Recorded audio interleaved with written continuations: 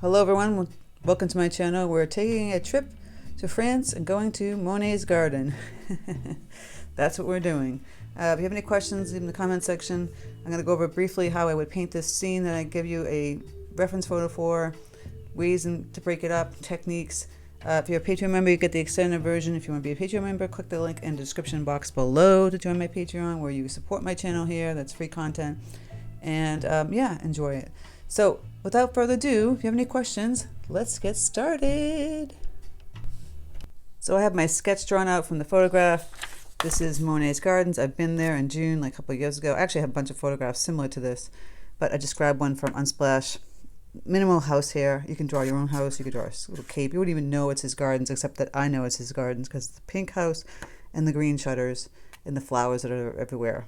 And I'm not going to even bother with trying to get the house in here. I'm just going to concentrate on painting the greens and the flowers, etc.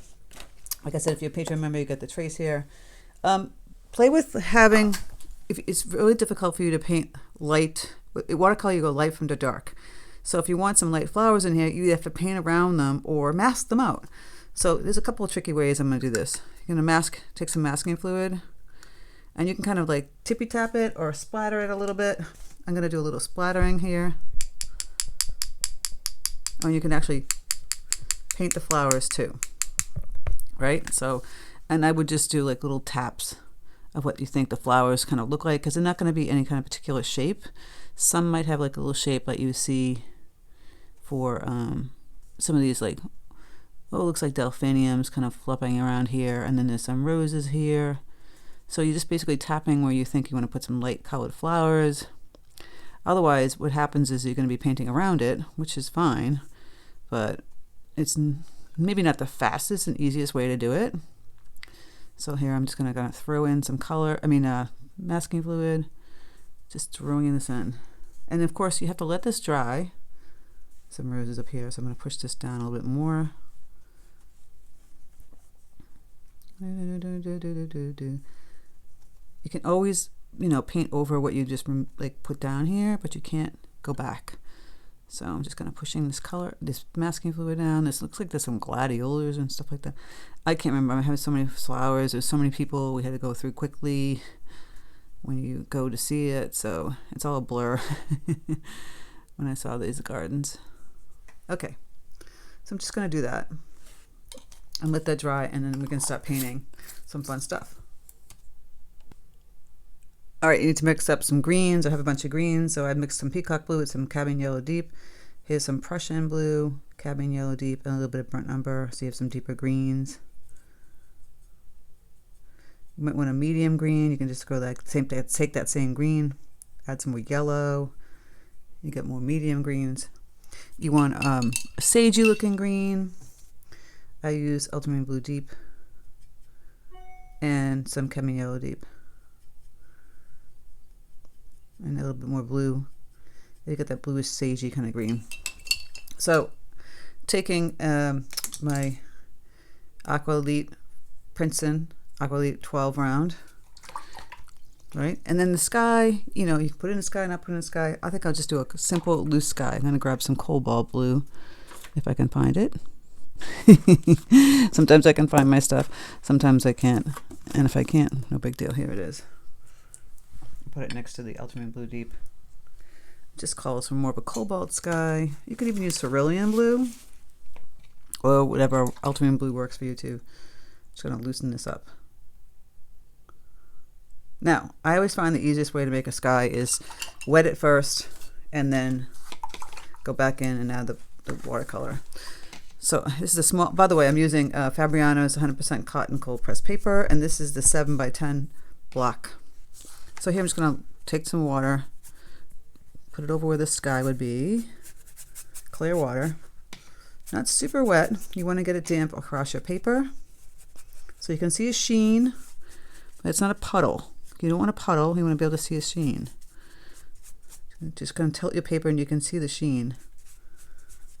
So it's wet, it's damp, so the paint can move. Otherwise it's not going to move and it's kind of pointless. See the sheen? I'm going to grab my cobalt. Oh, it mixed into my green. Okay. I'm going to water this down just a little bit. It's really kind of thick. And I'm just going to take it, I do like a swipe. That's really bright. Woohoo! Leave a little white space. Swipe it up. Leave a little white space.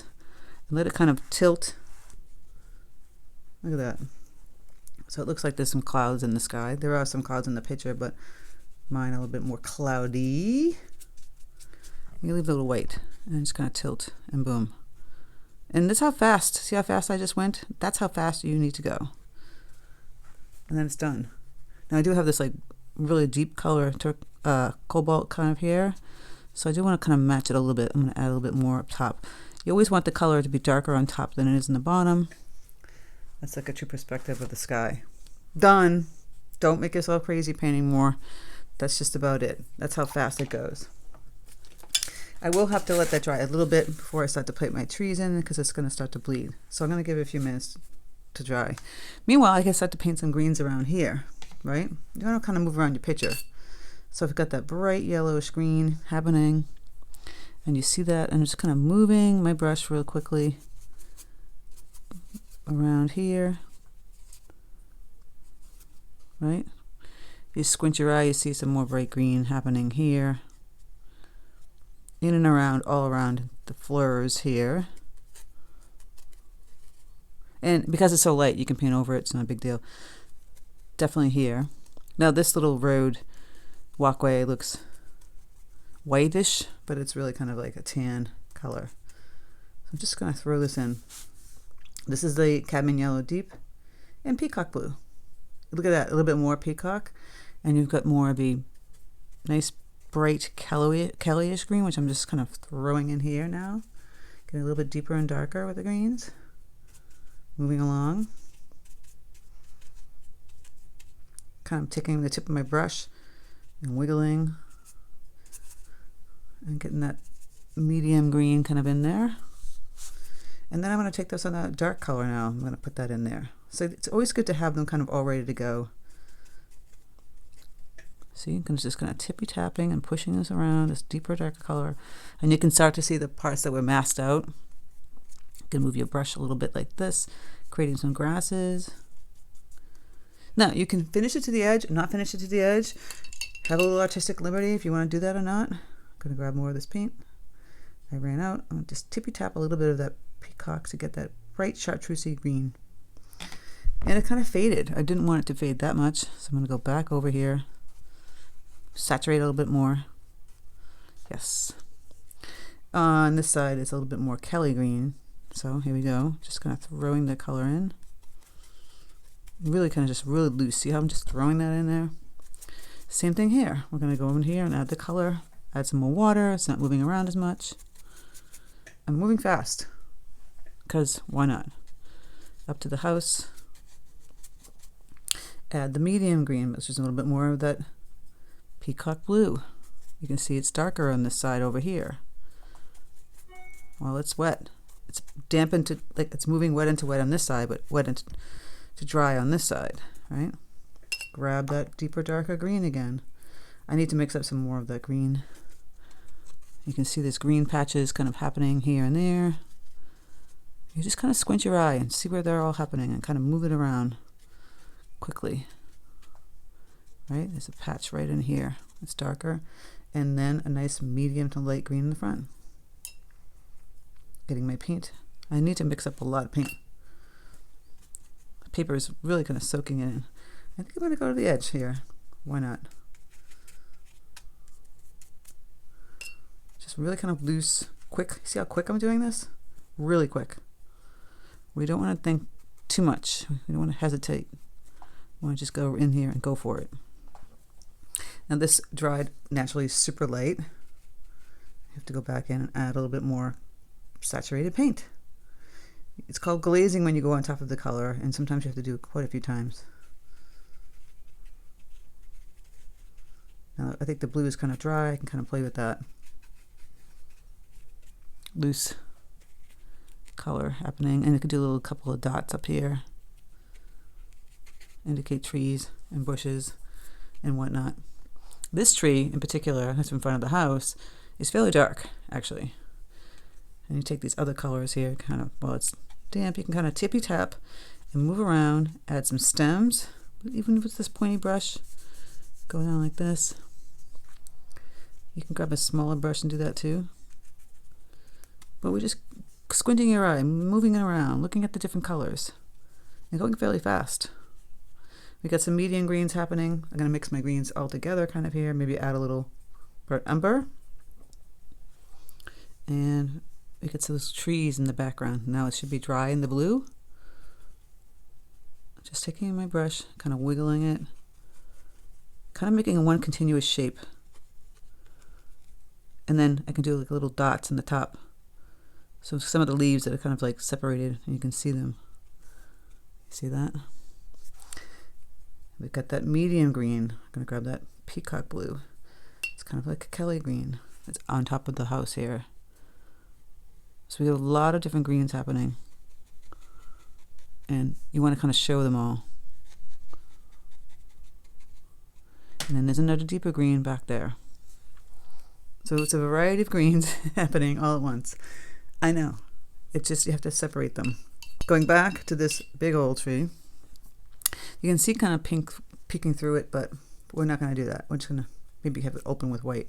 I'm going to go back with my Prussian blue, mix in my greens, my yellow, and a little bit of burnt umber. Let me get that medium, deeper green. So we're kind of pushing down the brush and leaving some space, wiggling it, giving it that air that you see with that white space coming through, and then kind of tap around the top. Tap around the sides here. You want different tones. So now it's like one flat green. You can add a little bit deeper color, maybe a little bit more burnt umber in there in certain sections. Maybe it's a little bit more medium green in others. So I'm grabbing some medium green. Could be the paint can be a little thicker, not thin, so it's saturated more.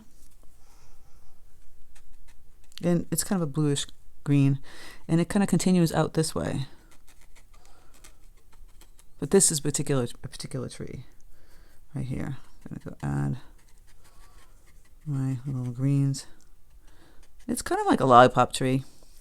I got some little sprays kind of out here. I'm just using the tip of my brush. Same thing out here, little sprays, and kind of wiggle and then push down, filling in the space up here. There we go. Filling in the space back here. And got a little strays out here. So you filled in the space. The same kind of darkish tone green kind of goes back here, behind this area.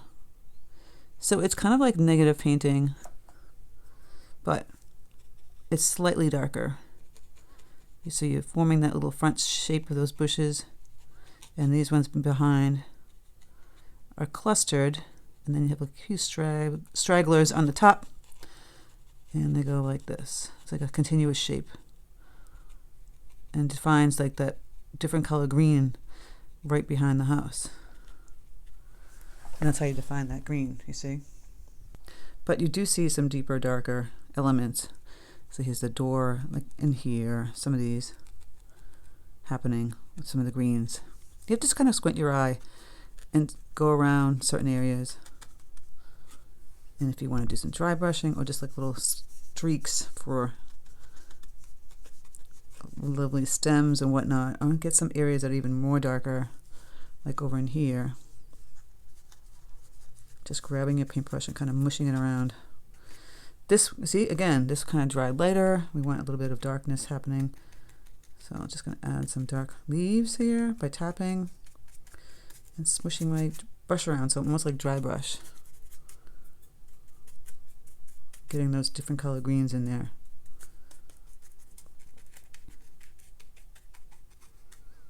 Simple for the robe, we're just going to grab some burnt sienna, a little bit of ultramarine blue deep. Make this nice light beigey kind of tone. Kind of just throw that in for our little walkway. We can get a little bit darker on the edge, but a nice color like this. It's a little bit pinkish on the side. We can grab a little bit of bright rose, mix that in there. Oops, my pigment got a little bit too pigmenty. and add some pink on the edge. I think the pink in the house, though, is a very palish coral pinky color. So if we have cadmium red light, or the bright rose, or even a tap of yellow, go back and add some more bright rose, and you kind of have that pinky coral color of the house. So of course it's going to be in between the shutters, the pink of the house.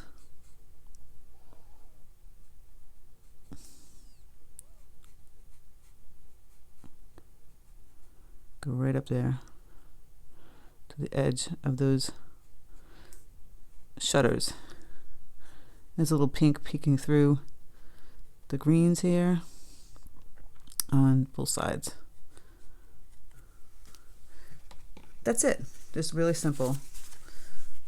Add the roof with the grays, and then we do the wonderful shutters, and we'll just do some flowers. So, ultramarine blue deep and bright sienna. Make a nice gray. Just go across, throw that gray roof color in. Simply, voila. All right, I'll use a smaller brush for the doorway and the so peacock blue, a little bit of yellow, more peacock blue. And you get that turquoisey color that's in the Monet house, right? You see the doorway. It's very, very bright turquoise. You can see the door and a little. We're just doing this really kind of loose. And the shutters. Very, very bright turquoise. You would think it's like Palm Beach, right?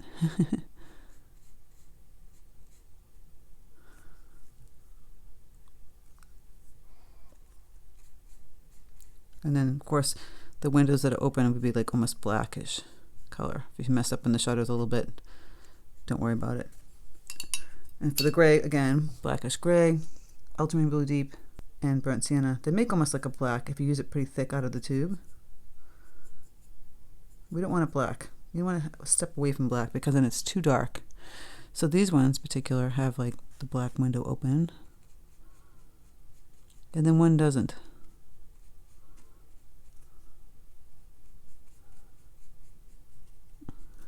Right, you see the windows that are open there, and this one's shut. So again, it's don't have to be super literal, but go across and you put the window panes in there. Underneath there's more greens, bright and lively greens. You can kind of fill those in. You can grab some burnt umber and some Payne's gray and make like a nice brown color for your trees that you see lurking in the background here, peeking through up and over into the trees here.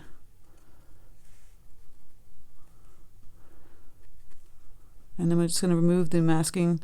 I'll fix this in a minute. Move some masking fluid, do some flowers, and fix the windows and call it a day. Now we're going to remove the masking fluid. I use this thing called a rubber cement pickup. It's really easy. And we're just going to throw in some colors where it was white, and you can kind of fill it in. Look at that. So flower colors are pink and purple.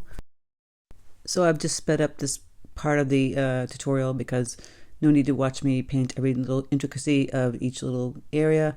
So you're just filling in those white areas after you remove the masking fluid with purples and pinks and yellows, all the colors you see here in the photograph, and add a few more touches. I'm adding that bright pink in the background. You can add some more greens in between, all that good stuff, and just fill it all in. You can actually add more flowers than you see in the photograph. I kind of did that. You add some orange ones because there's some like daylilies on the right, purple ones, pink ones. Use the cadmium red light. Use whatever colors you feel is going to make your painting sing, you know. Just kind of fill it all in. And if you feel like it's too much color, you can kind of just go over it with some more greens, etc. And then you're just going to go back in with some dark greens. Again, I'm using a liner brush. I'm making simple little stems coming from the blooms here and there with a really dark green. Just going over that. You can make some wispy grass as well. You know, you don't need to see me show you exactly every little stem, but you can just picture the liner brush. I'm using an Umbria number 4 liner brush from Princeton. I'm just going in and just making some grasses and some wispy greens and all these little areas in the front and on the side and all around. Yeah, just sped it up because it just makes more sense. It's monotony if you just keep me saying painting these strokes one after another. I'm sure you guys can figure out. You're very smart. Very smart this way. Also go back in and add some deep dark greens. Once the other greens have dried, kind of fill it in and kind of mix the flowers pop, adding some darker value greens. Here there's the value green that we mixed earlier with the Prussian blue, the burnt umber, and some yellow. Just fill it all in. When you squint your eyes, you see where the dark tones are on the photograph. You can add them or not add them, but I just decided to add a little bit more just to give it some more vibrancy, and it looks a little bit more three-dimensional. Do some little tippy taps over here on the side. Get that dark green happening. And go back in with some medium greens just to fill in the back areas. All the little tweaks you do towards the end. That's all you need to do is fix those. So as I said, if you're a Patreon member, you get the extended version, which is where you see some of these additional things that I added in here. If you want to join Patreon, click the link in the description box below.